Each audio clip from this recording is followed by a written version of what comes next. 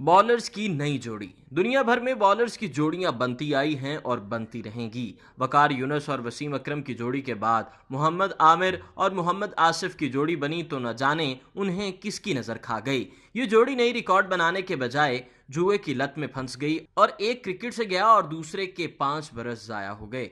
वापसी हुई तो कोई खास कारनामा अंजाम ना दे पाए। फिर एक तवील वक्फे के बाद नसीम शाह और शाहीन शाह अफरीदी की जोड़ी देखने को आई।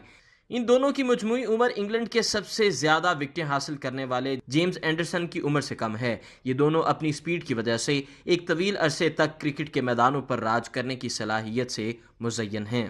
इन दोनों ने थोड़े ही टेस्ट मैचेस में David Warner, Steve Smith, Angelo Mathews, Mahmudullah और फाफ डी प्लेसी को अपना शिकार बनाया है। इन्हें देखकर लगता है जैसे पाकिस्तान के 1996 का दौर वापस आ गया, जब दो डब्ल्यूज बॉलिंग में खौफ की अलामत हुआ करते थे।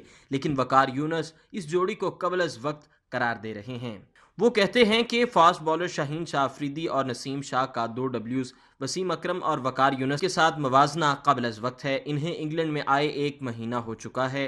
कैंप के माहौल में दोनों एक दूसरे के साथ काम कर रहे हैं। फास्ट बॉलर पाकिस्तान के लिए किसी नेमत से कम नहीं। दोनों जिस तरह मेहनत कर रहे हैं, उम्मीद है कि ये जोड़ी बेहद कामयाब रहेगी। अगर आपने अभी तक हमारा चैनल सब्सक्राइब नहीं किया तो अभी सब्सक्राइब करें और बेल आइकॉन को क्लिक करके हमारी लेटेस्ट वीडियोस के बारे में अपडेट जानें।